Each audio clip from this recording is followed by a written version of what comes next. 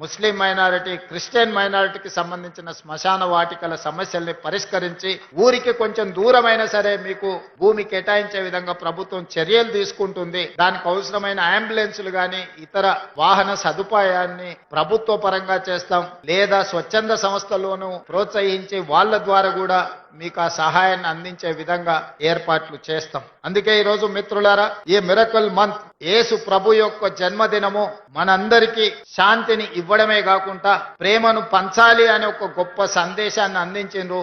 ఆ స్ఫూర్తితో ప్రభుత్వం పనిచేస్తుంది. మీకు క్రిస్మస్ శుభాకాంక్షలతో పాటు నూతన సంవత్సర శుభాకాంక్షలు తెలియజేస్తున్నా. నూతన సంవత్సరం మనందరి జీవితాలలో గొప్ప మార్పును తీసుకురావాలి. మన రాష్ట్రం అభివృద్ధి పదం వైపు నడవాలి.